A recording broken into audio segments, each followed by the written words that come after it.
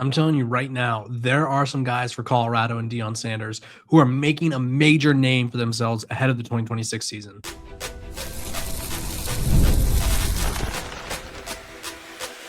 You are Locked On Buffs, your daily podcast on the Colorado Buffaloes, part of the Locked On Podcast Network, your team every day.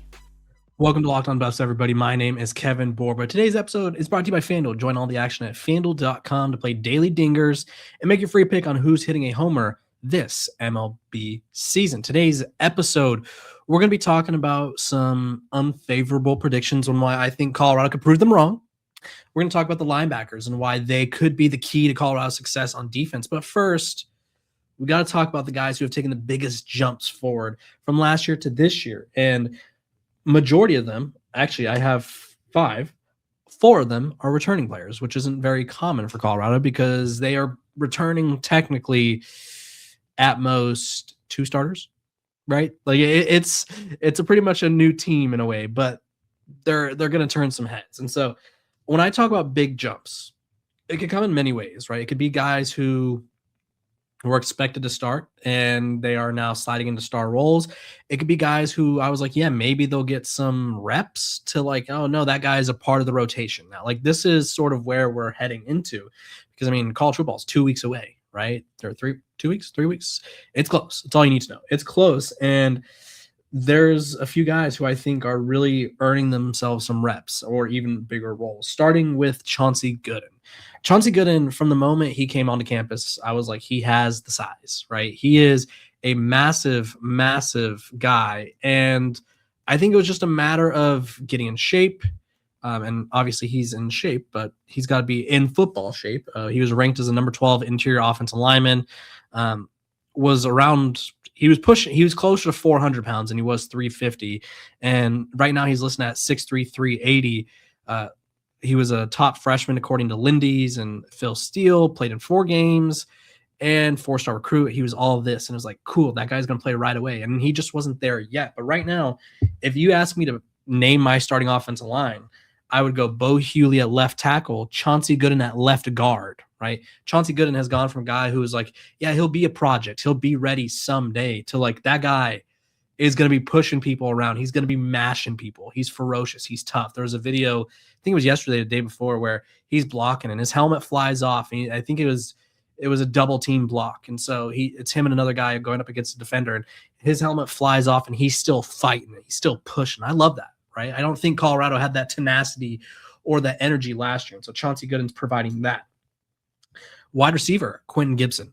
I think I may have been wrong about Quentin Gibson. I was like, you know what? He'll probably be a specialist guy and he'll return some kicks, punts, and get a couple of touches per game. I think Quentin Gibson, I think they're going to have to find touches for him, right? And that was something that Brendan Marion told me. It was not about Quentin Gibson, but just about everybody in general. It was like, hey, if they make plays, I will get them the ball, right? That's sort of how it works. And the go-go offense, I think, because that was my biggest question about the go-go. I was like, okay, you have 7, 8 starting caliber guys, and you're probably going to have 3 on the field at a time because you have Zach Atkins down there too.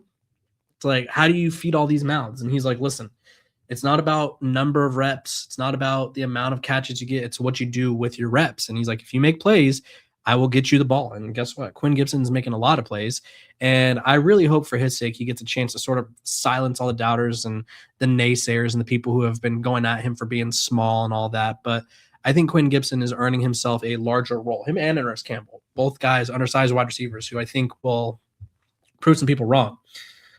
Let's go to the defensive side for this next one. Makari Vickers. I mean, what a story. He had the heart issue heading into last year. All of a sudden, he's able to play, and he had some good moments and then some not so good moments, right? I would say he was, in terms of coverage grade, he was graded out as one of the worst players for Colorado.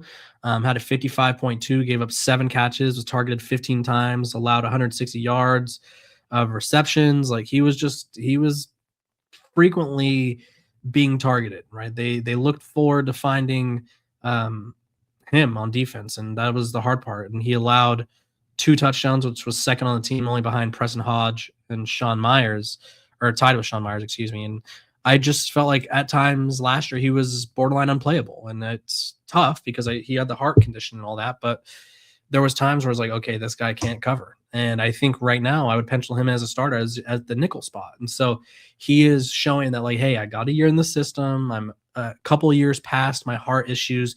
Now I'm ready to play. Now I'm ready to prove myself. And I hope he could stay healthy and take advantage of this opportunity. DeKalen Taylor, running back. I mean, I talk about him frequently. I liked what I saw from him. I remember vividly, I made a little graphic last year, and I was like, we need track hawk touches, because obviously that's his nickname. And Colorado, it was like they were giving him the ball, but not enough. I felt like they could have fed him the rock more. Against Georgia Tech last year, he got 1 carry, but he had 3 catches for 38 yards and a touchdown. I was like, okay, so he can make some plays. And then Delaware, 7 carries. I was like, okay, cool, 4 catches for 49 yards, over 100 yards of offense pretty much. And it's like, okay, like he's making an impact. And then the next couple of weeks, Houston, 2 carries, 3 catches, not a lot of things going on. And then Wyoming, 9 carries for 22 yards. And that was like his biggest opportunity, but it didn't work out because Wyoming unfortunately had a better defense than I think most of us were expecting. They still won, but I felt like they didn't use him correctly. Well, he's going to get a lot of touches. He's one of the fastest players on the team. He's explosive, elusive, and I think he is really vying for that spot. And so the reason I say he's taking a big leap is because, I mean, Colorado wasn't really finding him reps last year. It's as simple as that. And I think they're going to have a reason to find him some reps this year. And then lastly, Boo Carter. I think he had a pretty bad rep, in all honesty, when he came over from Tennessee. The stuff I was told from Tennessee insiders and the stuff that fans were commenting, obviously you don't want to believe everything a fan says, but there was enough where it was like, maybe Boo Carter has some other things that are distracting him from football. Maybe Boo Carter has some off the field issues that are preventing him from being the best version of himself. And I think Ben Feneseth the other day said it best. Like, he's a changed guy. Like, he is ready to make plays. I think Boo Carter, from what I've seen in those practice videos and what people have been talking about from around the program, he's an all Big 12, borderline All-American talent. And I don't say that lightly. I truly believe he has that kind of talent. And I think him, along with Cree Thomas, could end up being one of the best cornerback duos in the country. It's just a matter of staying on the right track and staying focused throughout the year. And so I'm really excited to see what Boo Carter looks like and what he is able to accomplish this season. Because, I mean, he wasn't able to stay locked in at Tennessee, and I think a lot of Tennessee fans are a bit salty about that. But I hope for their sake they can appreciate the young man getting himself on the right track. Colorado has some really good linebackers. Do they have a problem of having too much talent? I'll explain. This episode of Locked on Buffs is brought to you by our sponsors over at FanDuel. Baseball fans, if you think you know who's hitting a homer today, FanDuel is giving you a free chance to call your shot with Daily Dingers. It's easy to play. Just make your free pick for who you think will hit a home run in their game. If you're right, you'll receive a profit boost to use on your next bet for a chance at extra winnings. Best of all, you can make a free pick every day throughout the MLB season. Daily Dingers is another fun way to stay engaged with every day's games. Whether you're following your favorite team or keeping an eye on matchups across the league, every game has someone capable of going deep, and now you get the chance to make your prediction before first pitch.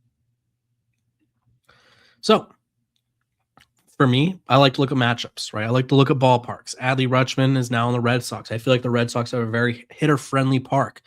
He wants to prove himself. Maybe some people in Baltimore think he wasn't the number 1 overall prospect he once was. I like to look at a park like, oh, maybe the biggest hitter in baseball is playing at Oracle. It's like, well, Oracle's not really a hitter-friendly park. So you got to take that into account. You also got to look at pitching matchups. So are you ready to play your game today? Join all the action at FanDuel.com. That's FanDuel.com to play Daily Dingers and make your free pick on who's hitting a homer. Play ball and swing for the fences on FanDuel, an official partner of the MLB.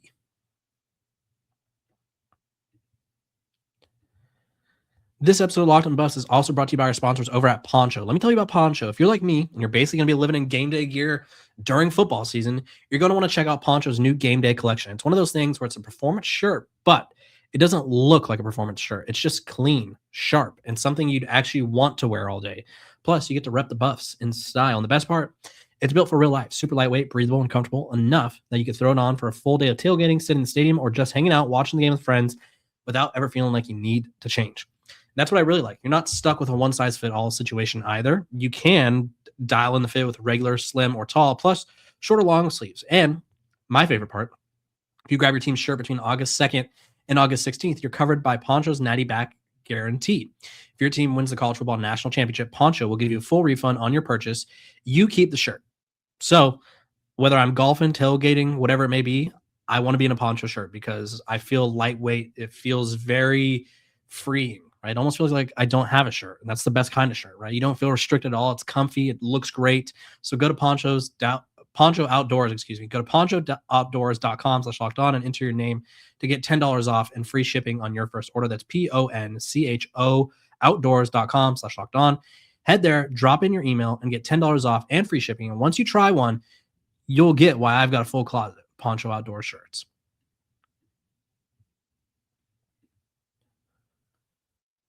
Welcome back to Locked On Buffs. We're free and available wherever you get your podcast. Make sure to like, subscribe, and follow. We got to talk linebackers. Let's talk some linebackers. Colorado, I mean, they had two of the worst ones in the country last year. At least, I won't say they were the worst. They had the worst linebacker group or performance that we had seen in quite a while. Missed tackles, missed assignments, not able to line up correctly. It felt like they were always in the wrong spot, wrong time. To the credit of the players, I don't think they were put in the best position possible, quite frankly. I also think that it took Colorado too long of a time to figure out which was the right duo, right? Last year, I felt like the best duo they had was Sean Myers and Jeremiah Brown, and we got a heavy dose of Reggie Hughes and Martavius French. And I was high on Martavius French at first. I thought Reggie Hughes could have been a problem, and they were a problem, all right, just not in the way you wanted. And so let's fast forward to this year. Colorado, there's been a lot of buzz around the linebacker room. Gideon Lampron is a guy who has improved at every program he's been at. Starts his career at Dayton, transfers up to Bowling Green, and was a stud, and now sort of works his way onto Colorado's roster after a conversation with Coach Prime on a flight. And the buzz around him is palpable, right? Him and LaFau were named as preseason watch list for the 2026 Butkus Award, which is given to the best linebacker in the country. And a little bit about Lampron, fifth-year linebacker, joined Colorado after a season where he started all 12 games, was a captain, had 119 tackles, 17.5 tackles for a loss, 2.5 sacks, couple forced fumbles, finished the regular season as the only player in the country with more than 100 tackles and 15 tackles for a loss. Was All-MAC, honorable mention All-America by Phil Steele, FCS All-American at Dayton. Like, he is that guy, ranked second in the country in 23.5 tackles for a loss at Dayton. And so the guy gets to the backfield. And when you consider an offense, a Colorado offense that gave up 222.5 yards of rushing offense per game last year, it's like, hey, we need all the help we could get. And that's where Gideon Lampron comes in. It wouldn't shock me if he's a leader this year for Colorado, which is the equivalent of a captain. He could also be the rare dog leader. I don't know if we've ever seen that, where he gets both patches, but he's getting a patch for sure. He leads by example. Everyone that's encountered him has loved talking to him. And I think he's sort of the alpha that Colorado's defense needed. Now, his running mate, Leon LaFau, is a veteran, decorated player. Fourth-year linebacker out of Hawaii, played all three of his previous seasons at Texas, played in 42 games, 22 starts, 139 tackles overall, 8 tackles for a loss, 3 sacks, started all 12 games last year for the Longhorns, 69 tackles, 11 against Texas A&M, had a 53-yard fumble recovery against Texas A&M as well. Listen, Leon LaFau is a veteran. He played on 2 college football playoff teams, former blue chip recruit, knows what it takes to win. And those are the kinds of guys that Colorado need a lot of, right? Especially after last year, where not only did the team seemingly not know how to win, but they didn't really have leaders. And I think this year you look at the defense. I mean, these 2 guys are leaders. Tyler Martinez, who's the other linebacker that you're going to see a lot of, and he could end up being the best of the 3. Who knows? He was a captain at New Mexico, or he was the green dot guy, means he calls the plays. Brandon Fontenette, I believe, was a captain at Vanderbilt. Nathan Mitchell was a leader at New Mexico State as well. Creed Thomas was on the younger side at Notre Dame, but he comes from a a program and has a background where he understands what it means to lead by example. Like all these guys Colorado's bringing in are proven, they're leaders, and the linebackers I think are going to be probably the biggest story of the season, right? Because if Colorado is able to get a maximum performance out of these guys, well, they're probably going to win some games, right? Because I mean, the more productivity you get out of your linebacker spots, the better it can be. The better the run defense is, the better the coverage is. It's just overall better. And I mean, I hate to bring up last year a lot, but I mean, that's sort of the talking points that we have is like, hey, they were bad last year. It's like, yes, they were, unfortunately. And we're trying to figure that out, to say the least. And so I really hope that this is the unit for Colorado and Coach Brian, because if it's not, then I don't know what would fix it. But I will say, I've also heard some positive feedback about the freshmen behind these guys. I was pretty, I'm going to say critical. I was just worried, I guess you could say, earlier in the offseason when it felt like, hey, the portal's still open, or open in the sense of there's still guys in the portal, and Colorado hasn't really contacted any of them. They haven't brought in any other linebackers. And I was like, they probably should, because I don't know if 3 seniors and then 3 freshmen is the depth you want, but it seems like this room has taken some major strides. So we'll have to wait and see.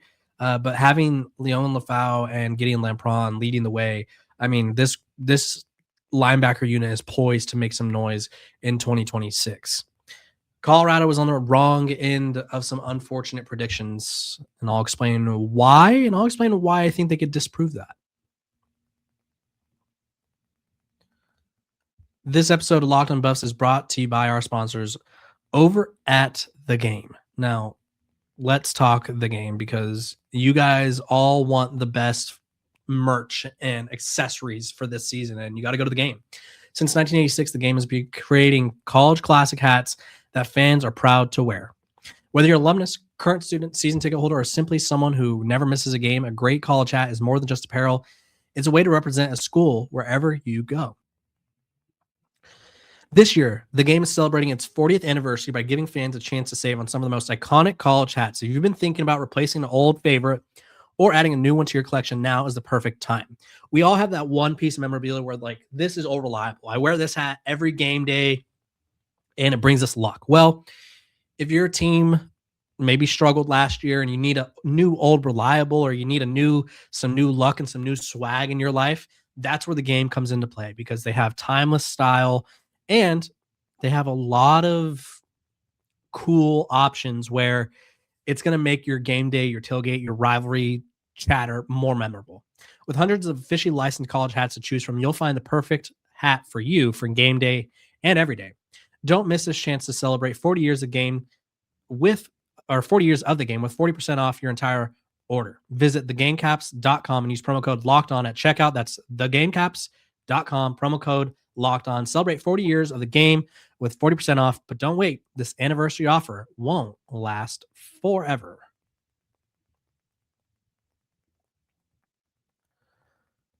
Welcome back to Locked on Buffs. We're free. We're available wherever you get your podcast. Make sure to like, subscribe, and follow. Let's talk about these predictions. I mean, Colorado has been sort of on the receiving end of a few not so great ones. The Buffs SP Plus ranking, according to ESPN, ranked 15th out of the 16 Big 12 teams, barely beating out West Virginia, who I don't think is going to be very good this year, but you never know. You also have the ESPN FPI, who has them in the 60s. You also have Eric McLean from ACC Network sort of saying that, hey, like, they're going to get murdered in Atlanta when they play Georgia Tech. Like, there's just so much doubt around this team. And I'm here to tell you, I think they could prove a lot of people wrong. I truly do. And it really comes down to 3 things for me. Better culture / players. I think last year's roster was filled with individual talents who struggled to be a team. I think they were more focused on me as opposed to we. And I think when things got tough, they all checked out, right? When things got tough against Utah and they lost by 50, they checked out. They checked out against Arizona. They checked out down the stretch with guys being like, yeah, I'm injured. I don't want to play. Like, everything about that team was selfish. There was a weak culture and a weak mindsets. And I think that's why there's been so much effort this offseason to sort of correct that. I also think Coach Prime made the right hires around him, and I think that's going to make a huge difference, right? Everyone's like expecting this Colorado team to face plan. It's like Coach Prime took some risk with who he brought in, right? Brendan Marion, although I view him as one of the best offensive minds in college football, a lot of people view his offense as gimmicky. And I had Charles Williams, his former assistant, come on my show, I think it was last week, and he's like, yeah, people view it as gimmicky because it's new, it's different, but though there's concepts in the NFL that people are taking from the go-go offense. There's concepts around college football that they're taking from the go-go offense. And Brendan Marion, he brings an energy, a tenacity, a leadership style that I think Colorado's been missing. And I really hope that he sort of channels it in the right direction for them.